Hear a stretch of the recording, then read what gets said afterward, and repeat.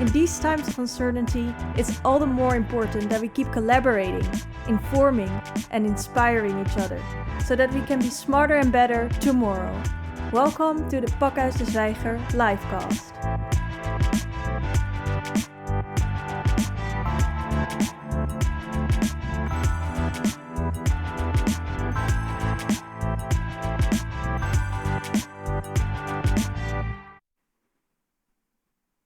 Welcome everybody. Thank you for joining us live at the Pakhuis de Zwijger at Architecture Now. It's already its 22nd edition, a program that we bring to you from the Pakhuis, from Arkham, since about 2 years ago.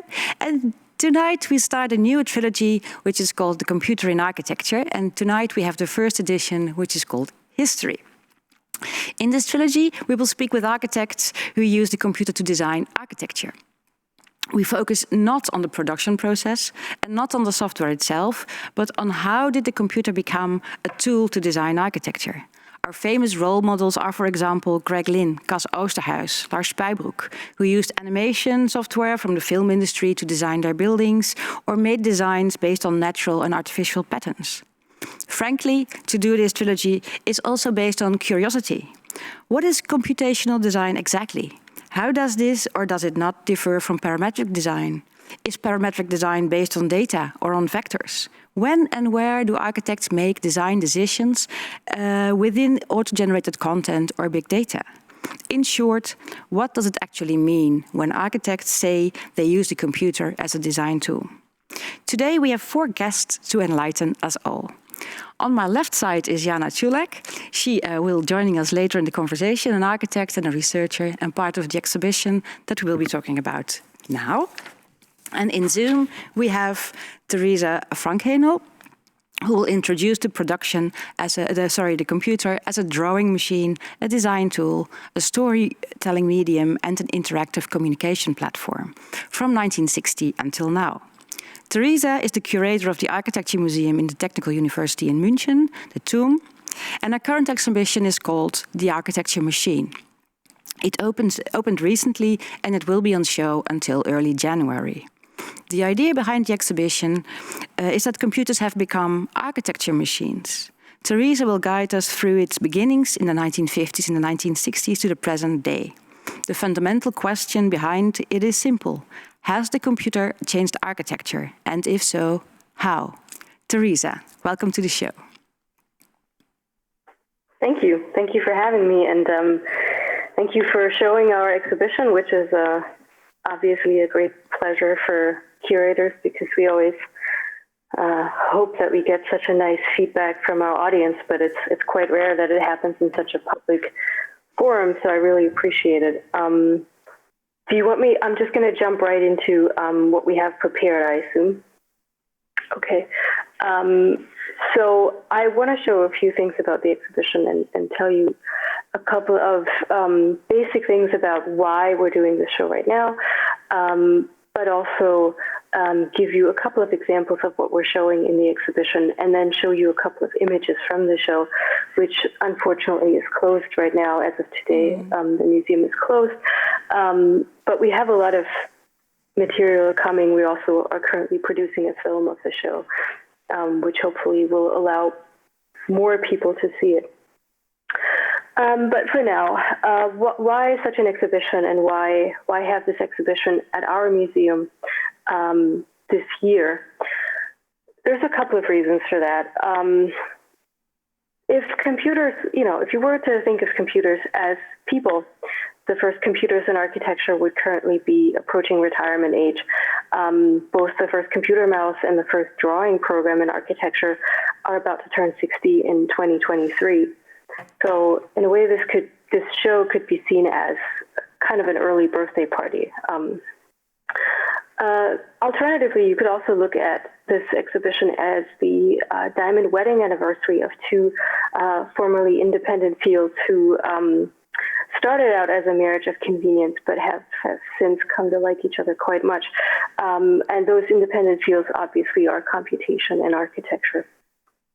But computers are not people, they're not retiring, and aside from the inevitable obsolescence of some older models, computation has no expiration date. So this analogy has obviously some problems.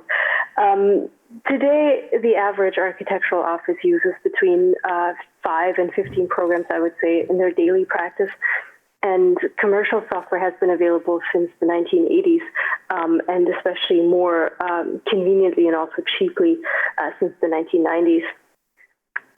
Just to mention a couple of examples, AutoCAD has been available since 1982.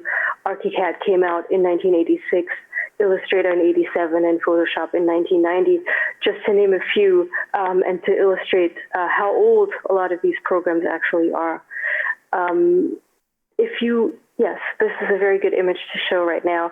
The 1990s were also a watershed moment when a lot of architects and offices realized that they had to change the way they drew and the way they designed architecture in order to stay up to date. And the same thing also happened in architecture schools, of which you're seeing an image of the Technical University in Munich, which our museum is a part of and where I'm an assistant professor as well.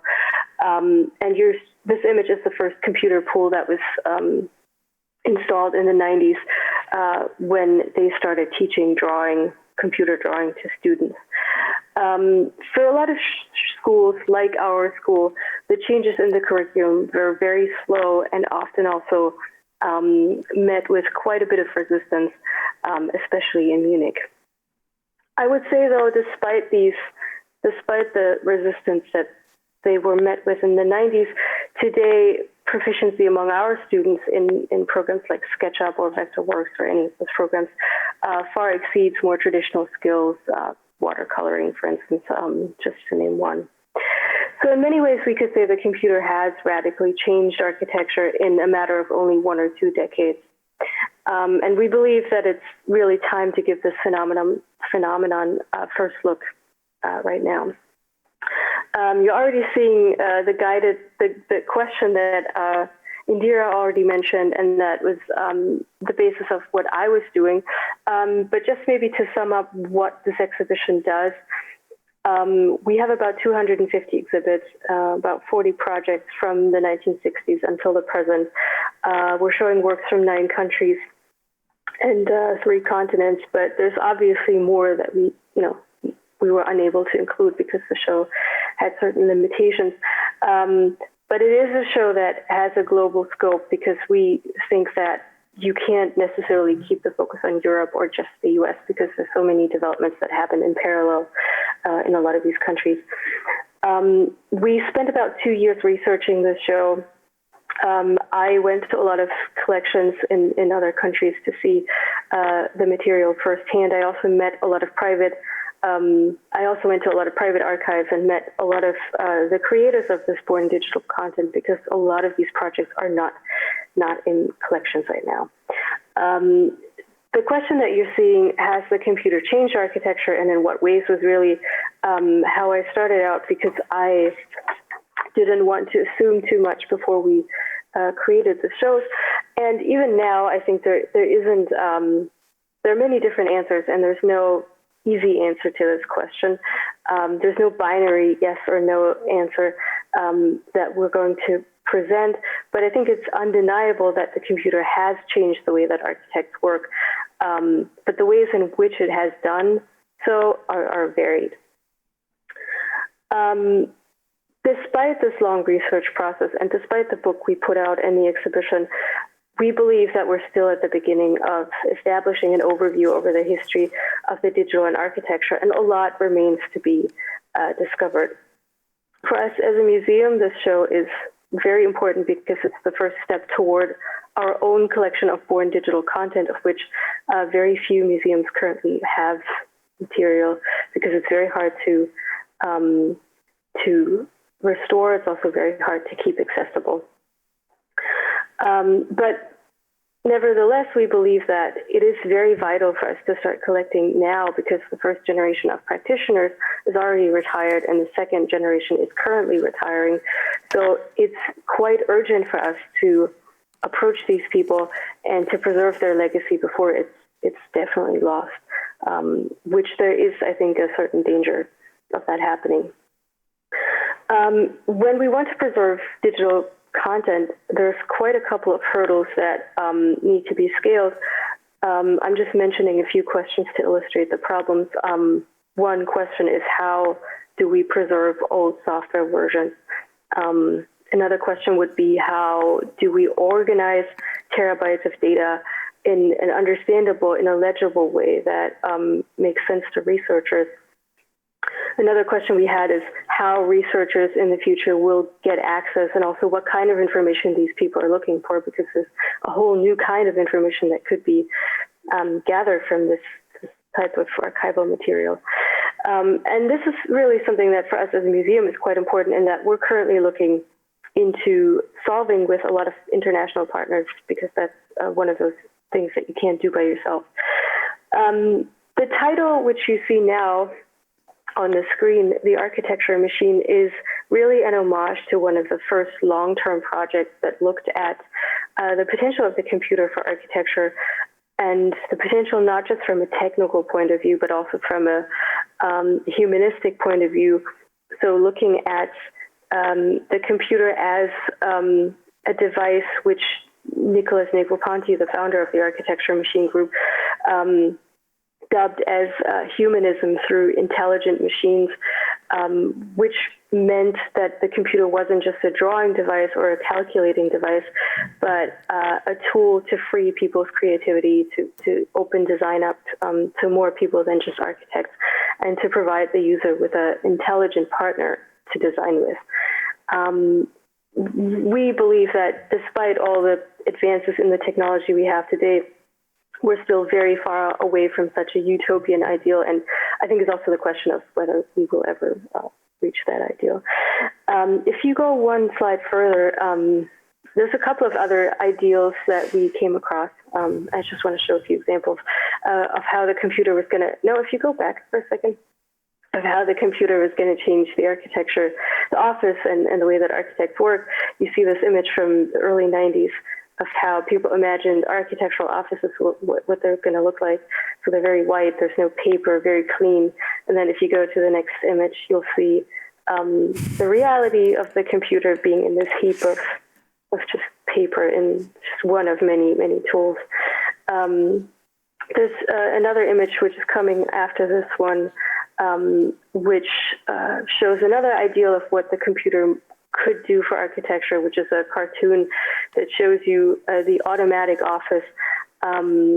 So a device where you put everything in, all details, everything that you need, and then at the bottom you get the final drawing.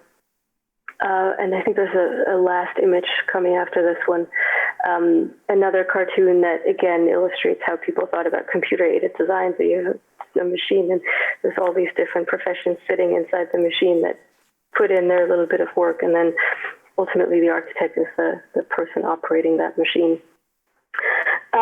So many quite positive ways of thinking about the computer as an architecture machine, but there's also equally as many people who were quite worried about it, especially architects in the 60s, 70s, and 80s. So there's quite a few famous quotes which we show in the exhibition by Louis Kahn, by Charles Moore, who were very worried about losing their creativity, losing their authorship in architecture. So there's definitely these two poles between which I think architects in the past have located themselves, but we believe that that's also still currently how a lot of people think about the computer and architecture. So after 6 decades of developments, we think that opinions are still divided pretty much along those same lines. That's just briefly for the context of the show. The first chapter, which you just saw the title of, is called The Computer as a Drawing Machine, which really looks at the early 2 decades of the computer and architecture, so especially the 60s and 70s. All of these chapters are based loosely on the history of the computer and architecture, and some of the main areas of innovation. Obviously, they're not very tight. They're not meant as definitive periods. They're just meant as a guideline to structure this very long and at some points also quite complicated history.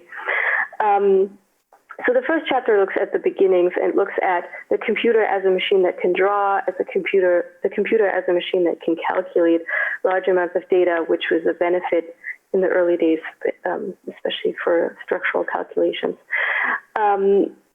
It is also, I think, important to note, if you could go back one, thank you.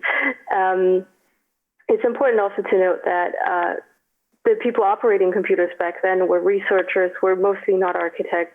They were usually programmers or people who had a certain kind of understanding of how computers worked and also how programming worked. And this entry that you're seeing right now is one of the projects we're showing in the exhibition by Oswald Matthias Ungers, who's a quite well-known post-war West German architect who spent a couple of years in Cornell. He was actually the dean of the architecture school in Cornell, and started out looking into statistical analysis using computers in the US.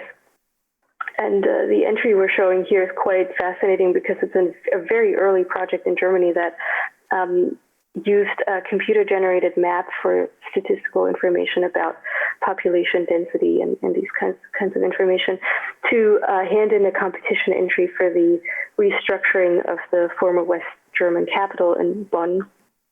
And it's a project that is completely unknown, which we just by a stroke of luck came across and are able to show in the exhibition. Another example, which is on the next slide, would be the first building in Germany that was built using a computer for design purposes, which was built for the trade fair in Hanover. It's a design that is based on these hexagonal shapes that were reordered or ordered by a computer program, which you can see on the left. And then ultimately the architect had to pick the final design from the available options that were presented to him by the computer.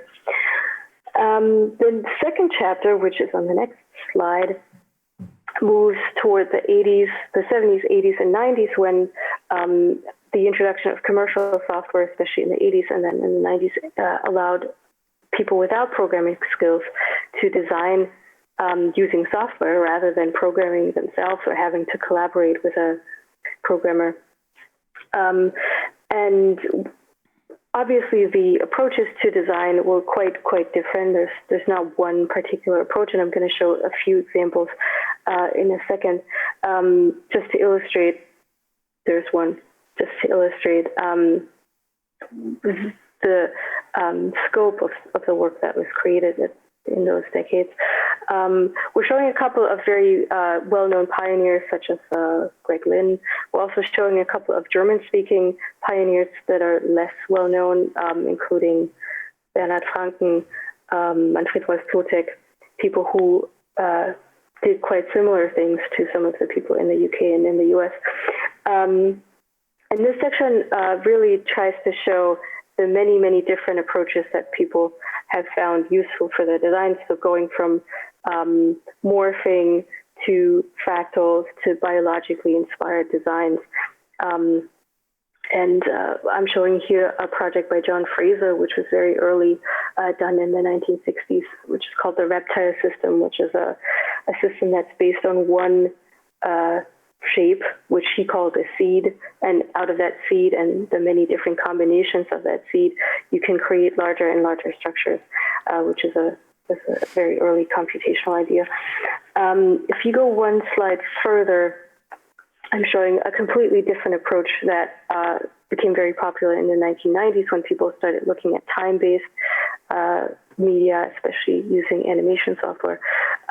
This is a project, an unbuilt project by Gregg Lynn, the Ark of the World Museum, which was a museum for Costa Rica, which was designed by deforming a tube and then coming up with these shapes.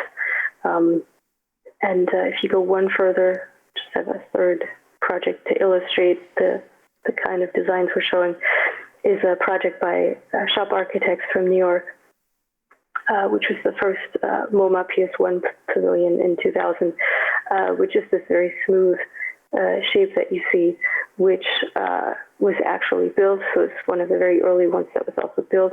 But this project is quite interesting because it also illustrates the difficulty of going from designing digitally to producing something that's digitally designed in a very analog and very cheap way. So in this case, the shape actually had to be cut into smaller and smaller sections and was then produced like a ship, like a boat, where you have one-to-one scale drawings lying on the floor, and then you built it up on top of those drawings, because that was the only way of getting the digital shape out of the computer and into the courtyard, MoMA PS1 courtyard. The third chapter, which is the next slide, moves away from design and moves away from maybe what architects are primarily interested in. Exactly. And it looks at the computer as a medium for storytelling, so as a medium of expressing and visualizing architectural ideas, not just to architects, but also to a wider audience. And this is something that has developed, especially since the 1970s, and then has become quite powerful with the availability of more powerful personal computers, but also more powerful render engines since the 1990s. If you go one further, I can show one of the projects we're presenting here, which is the several of the competition entries to the I-Beam Center competition in New York in 2001, which was, to my knowledge, probably the first or one of the first competitions that asked specifically for animations as part of the brief for the competition. So it was one of the very early moments when architects who participated in this competition were forced to think about moving images to present an unbuilt building. And these entries are quite interesting because they really show how much of a struggle it can also be to think about your building as a movie. So some of them handed in projects that look a bit more like music videos, maybe what MTV was like in the 90s.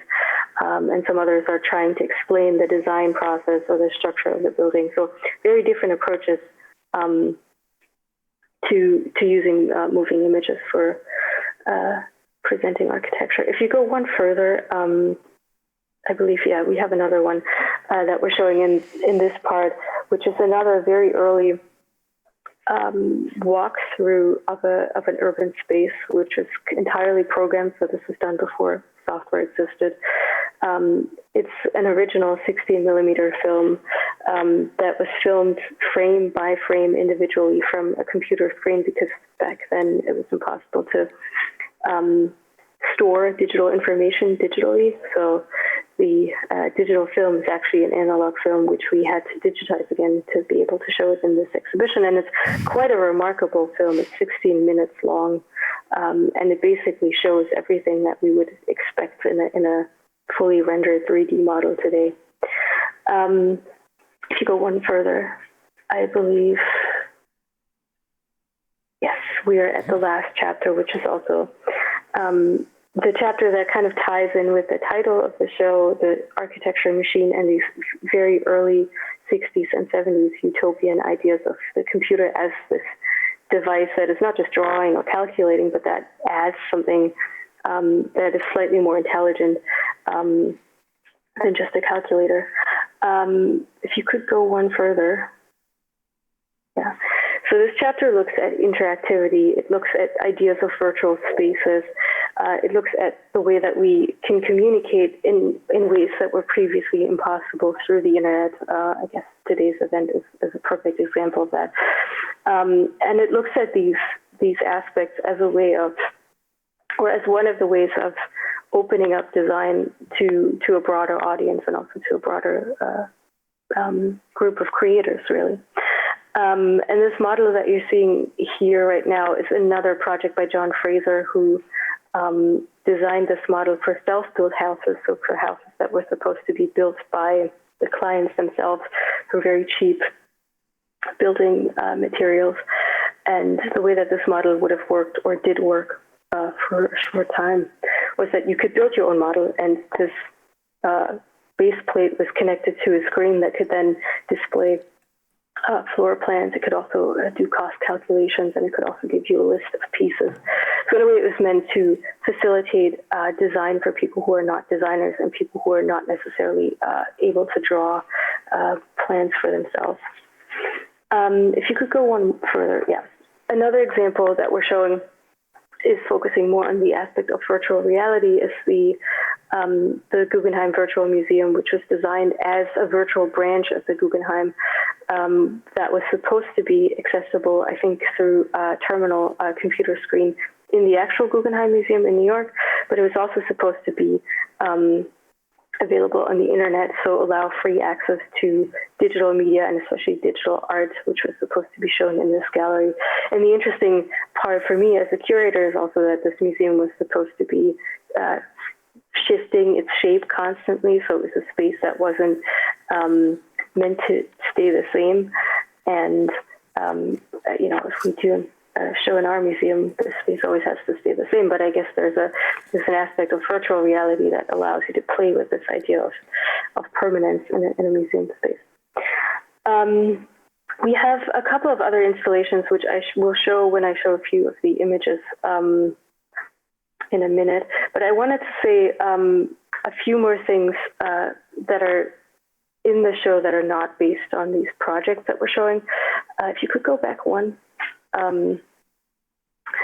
We've created an overview over the history of software and architecture, which is quite a unique undertaking because until now there hasn't really been a history of software and architecture that's been written. So we've been researching the development of individual programs to show how the tools that we're using today have evolved over time.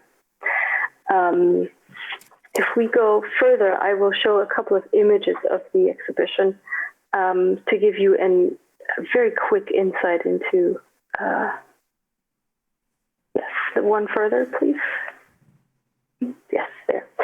Just to give you an insight into this space, this is the entrance, and you see these quotes on the walls, which is of the people who were very interested in the computer as a design tool, and also architects like Charles Moore, who had their reservations about it. If you could go one further, you will see some of the rooms that we've designed. This is the first chapter that looks at the drawing machine and the calculating machine, and some of the early artworks that were created with it. If you could go one further. This is the section looking at design. So here there's two projects. There's one by Gregg Lynn at the bottom, and on the top right, it's a project by Bernhard Franken. Both of those are morphing projects where animation software was used. If you could go one more. This is the section on storytelling, where we're showing a lot of renderings by younger practitioners, and we have Jana here today, who's also featured in that section. And the other one is the black image is the iBeam Center.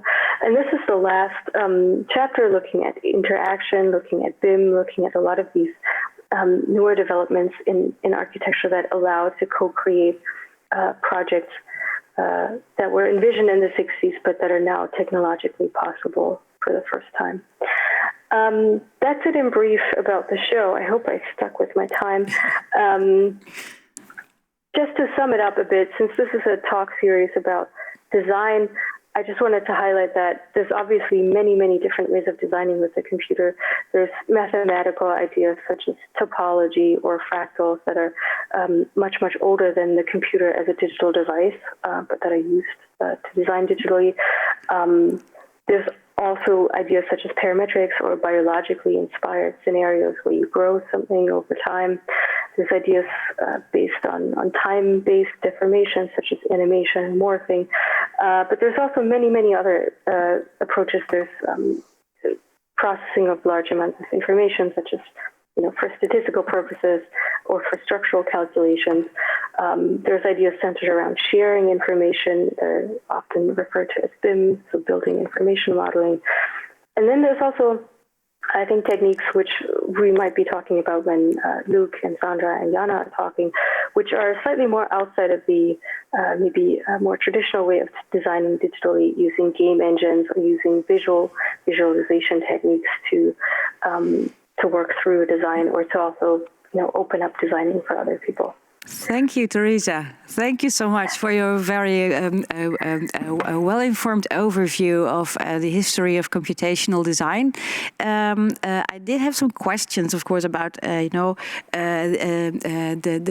offices that are not in the exhibition, for example, like Zaha, Hadid, or the importance of architects that are important from the Dutch context, like Lars Spuybroek and Cas Oosterhuis. I will not go into that now because you ran a little bit out of time. So I think it would be better now to move on quickly to Jana and show her project in your exhibition. And then later on, after you and PF also come in, we will wrap up the conversation in a Q&A and go back into more into the questions. Okay, so Jana, welcome to the show. You're an architect and a researcher. You are doing a PhD at the moment also on utopian architecture and storytelling.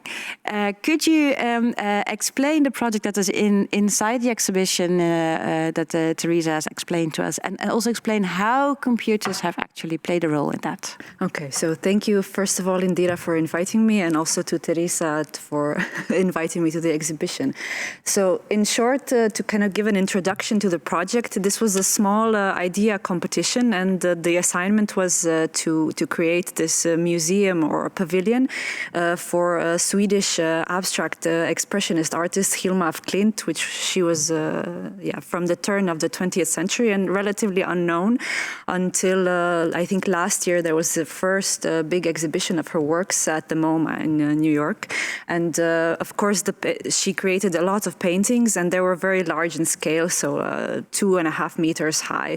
So the images themselves in a way created space with very vivid, bright colors. And the idea was to create a museum or a temple for her.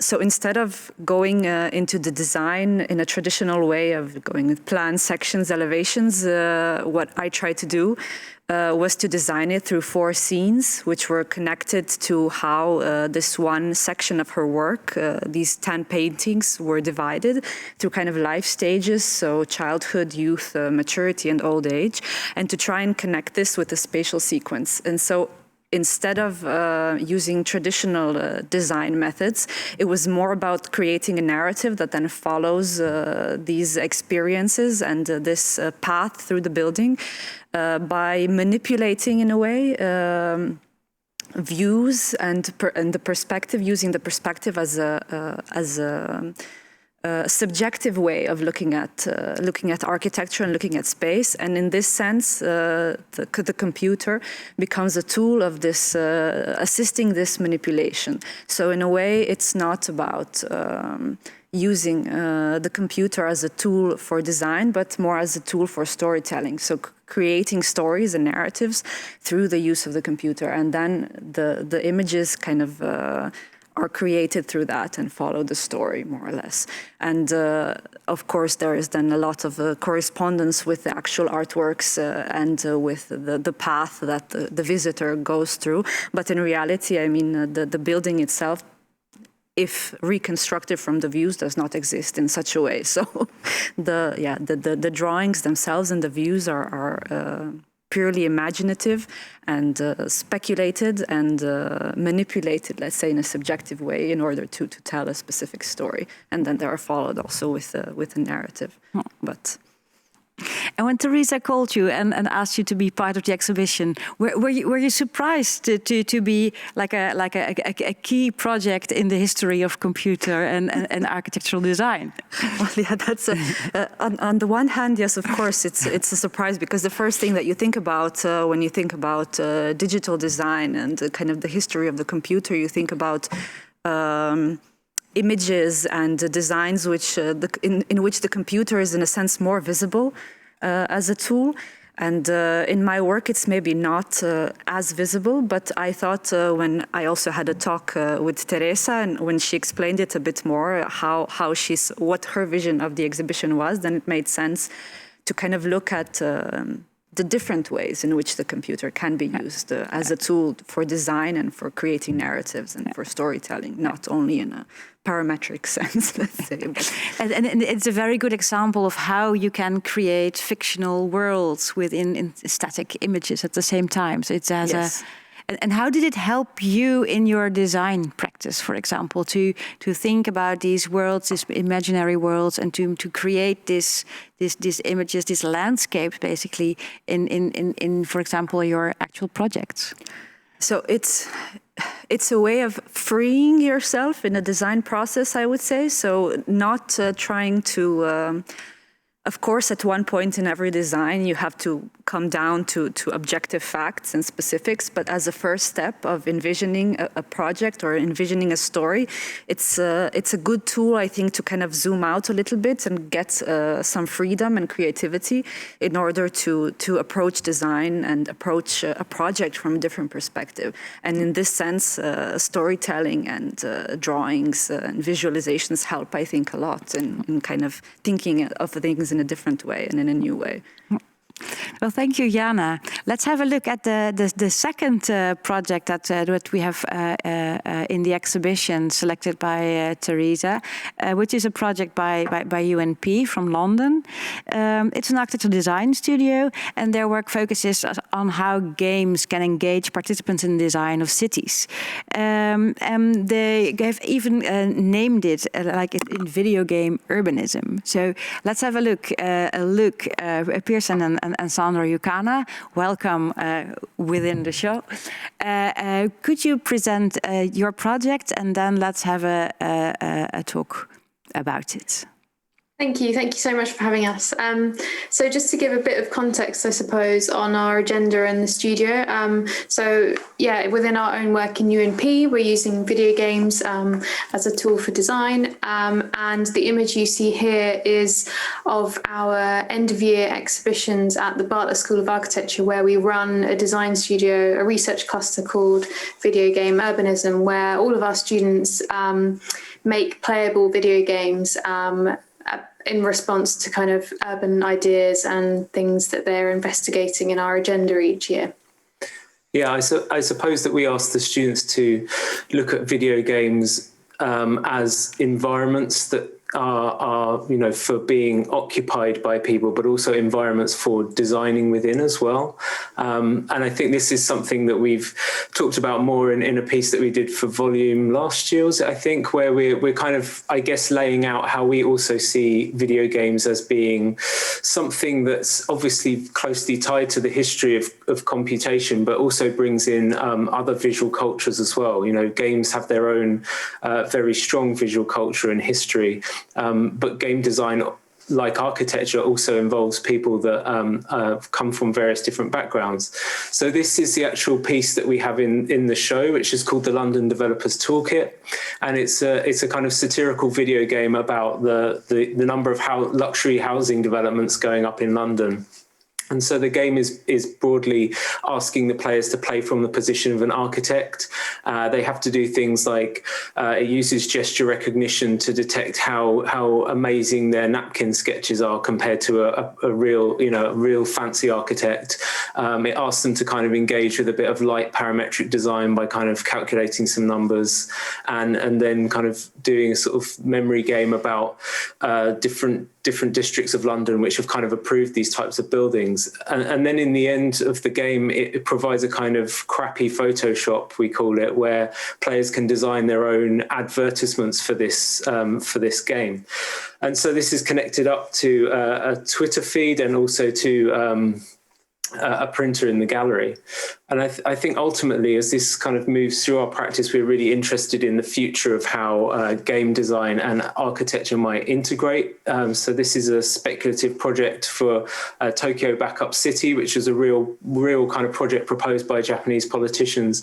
And we were looking at the kind of semi-legal gaming and gambling systems of Japan, and whether arcade games might be scaled up to a kind of urban scale to become an economic generator, as well as a kind of interesting urban design strategy. Yeah, so using the game aesthetics and as a kind of catalyst and a tool for reimagining those mechanisms and things on a much larger scale. And then the last project I suppose we wanted to talk about was playing the picturesque. So this was a project which is kind of born out of the idea to kind of tie a physical gallery space with game environments and looking at the boundaries that might exist between those. So it was looking at the picturesque architecture, landscape design movement as this kind of synthetic version of nature, which had many similarities between with game environments as well. And it was also using, taking the game beyond being played on a keyboard or with a mouse. So for visitors to kind of uncover these interactivities through their movements through the gallery, which was really interesting to us to kind of take the game a bit further within the context of this space. And I suppose also make connections to historical points in time of architectural design that might have had nothing to do with the use of computers, but really resonate with how we use computers today and what we desire from that use. Thank you so much. Teresa, are you still in the Zoom? Yes, I am. Good. Because could you explain also why, how these two projects from Jana and from UNP, how they are part of a, let's say, a development in computational design, and how they are kind of maybe also a glimpse into the future? Yeah, so when I was looking for projects, I obviously didn't want to show just the history. I also wanted to show current practices, and I also wanted to show new approaches that I thought were interesting. And I think that's, in both of these cases, that's the reason for why I included their work in the show, because I thought both approaches added something to the history of the computer and architecture that maybe some of the early projects tried to anticipate, but they weren't technically able to do so.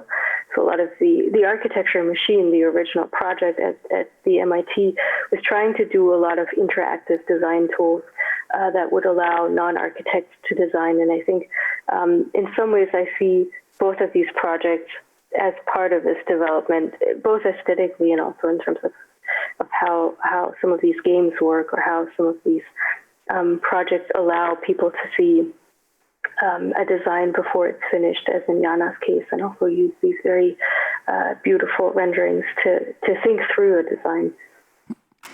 Thank you, and maybe Sandra and Luc, as we were looking at the slides of Teresa, and you see the history of computational design passing by, and you see even that images from 2000 are looking so old-fashioned and such a long time ago.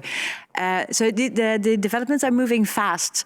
Who were your examples? Which architects were your examples when trying to figure out how to use these kind of animations within your practice?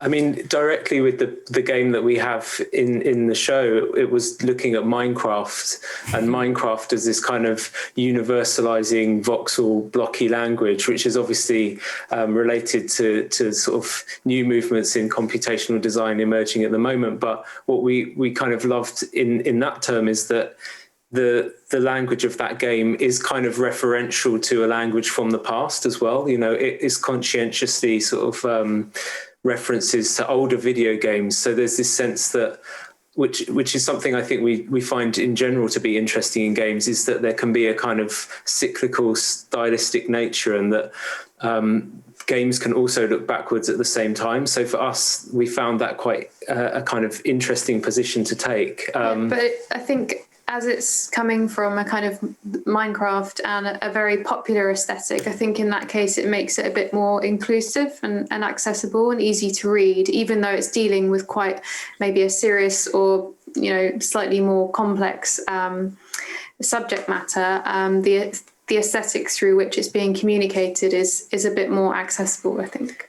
Yeah, we kind of like the agency of cuteness in the work as well, that it might be tackling a subject that's serious, but it's doing it in a way that, yeah, is kind of friendly, but those messages can be kind of inserted into things. And I suppose in that respect, we also, from we're really interested in the relationship and connection between game technologies and, as Teresa said, these kind of very speculative projects from maybe 50 years ago that we're imagining these futures that we now have the technologies to realize, but maybe they weren't ever supposed to be realized physically. It was actually a game world they were thinking of. And Jana, I thought sort of a connection between the work from UNP and your work in maybe the amount of cuteness and designing a kind of, finding an accessible style that reaches a big audience, which of course is important in terms of participation. Is it for you? Is it important for your work to be accessible, to be understandable by a larger public in the way that you use the computer and the images? I think in a way, yes, but also there is this seriousness that has been present in architecture for the kind of previous several decades, let's say, with the drawings being something which is in a sense very technical and closed. And I think this is now changing a lot with, I would say, our generation, and the kind of brightness and happiness and color are coming back to architectural design. So something which has maybe been gone since the 60s or the 70s, I would say. But I think, it's definitely a tool also to communicate something different and to communicate the projects in a different way. Do you think there will be a divide between architects that use the computer to design and architects that don't? Because like handwritten or handmade designs are still quite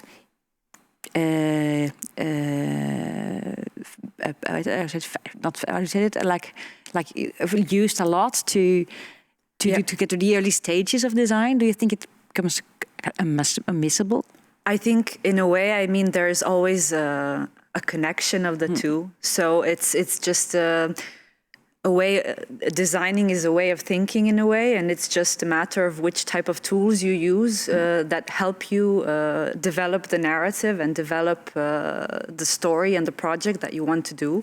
So in a way, I don't think that on the one hand, yes, the computer and the digital tools allow us to do things in a different way, but also we sometimes think, all of us, in an analog way for some initial things. So I don't think there will ever be a strict divide. I think both are somehow connected always. And Teresa, within the exhibition, which is has a quite a scientific approach to the history of computational design, of course, I was thinking about where are the big offices of today that use computers quite a lot, like the Zaha Hadid, the MVRDVs, the OMAs. There are so many offices that make these huge, fantastic, complicated buildings using computers. Are they a part of the exhibition, or did you deliberately let them out, keep them out? No, we did include some of the bigger offices, and MVRDV is part of the show, part of the IBM Center competition entries. But we did leave out some of the very well-known offices, such as Zaha Hadid, not because their work isn't interesting, but because we obviously had to make certain cuts. And I think some of these offices are much more interesting when it comes to the production side of digital design, which we excluded that part because we decided it would be too much for one exhibition to show robotics and 3D printing and all these things. So some offices that would have been included in the show have been left out for that reason.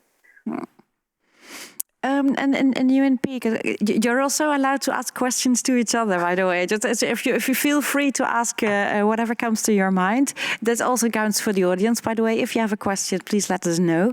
But for UNP, I was wondering, using animation so much, are the old masters of animation, like Cas Oosterhuis and Lars Spuybroek, in some way also an example to you, or a source of inspiration? I suppose to a certain extent. I mean, I think our work is always a kind of conversation between architectural experiments that have happened, since the history of computers, but also drawing in. I think, as Jana said, to draw in. Not necessarily. It doesn't have to be cheerful, but to draw away from or to draw from all the various other different kind of practices that have developed in relation to the computer, not just in architecture as well. So I think for us, it's really interesting to take some of the agendas that have been expressly developed by other people in relation to architecture, whether that is the use of kind of game structures and sort of digital participatory tools, but to also, I guess, integrate that with the wide-ranging kind of reach that video games have, and that type of culture that's extremely immediate, it's extremely kind of bright, and it's extremely well known by young people, for instance. So for us, it's really interesting to take some of those ideas from practitioners that we look up to, but to also build on them and to sort of put them through the hoops of the gaming context as well. So what specifically are developments to watch, you think, within the development of computational design? I mean, I think for us, it's the openness of modern game engines means that they've become really, I think, quite desired things for big offices to have people with those types of skills. But at the same time, if those engines become kind of only used for visualizations or only used for instance, for the to plug into BIM to judge the efficiency of your building, then I think we miss the kind of weirdness of video games, which actually taps into a lot of the history of architectural speculation. You know, the idea of Constant or Archizoom or someone like that who saw like computation as being this way of registering a new form of society. And I think for us, that's what's really exciting and fun about it. So what, for example, if you were to design a shopping mall, for example, or an airport, how would you use this speculative architecture, this speculative design within a concrete building or a concrete environment? Yeah, no one's commissioned us for that yet. They should. I think that's an interesting question. I mean, I think in a way it allows us to solicit people's opinions in quite an open and free atmosphere as well. We've worked with students on games that were directly about like London's planning regulations, for instance, and what might be the kind of possibilities for sites that people might like to conceive of that are different to the possibilities that have already been, given by developers and given by the government. And in a way, those tools are kind of quite nice because it doesn't require someone who's not an architect to stand up and say, I don't agree with you. It allows them to sort of put it live into the environment. So I suppose we would be able to use a tool like that in the design of an airport to kind of understand more from every stakeholder, but also the people that use that building of, how we might kind of improve that in some way. You even designed an animation about that, like how every user or a part of the building process could also be part of a game. Like I'm a roof, I'm a platform, this is also a way to kind of give people the tools to maybe be a bigger part of the decision process. I think we're going to have a look at it. That's great.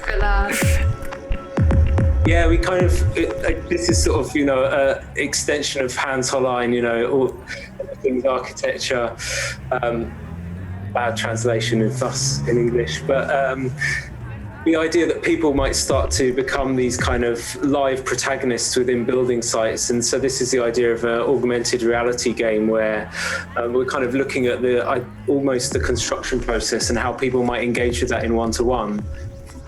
I guess for us, things like Minecraft were quite exciting because you build it from first person, you build it from being on the site, which is almost like how architects might have worked before the invention of the modern architectural drawing.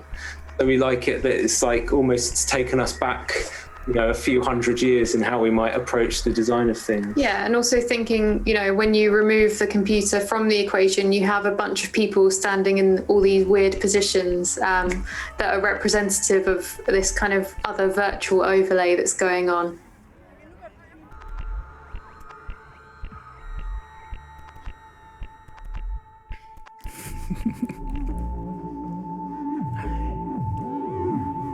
Jana, what do you think? You're really enjoying this, right? I see you smiling and laughing, hopping on your chair. What do you think?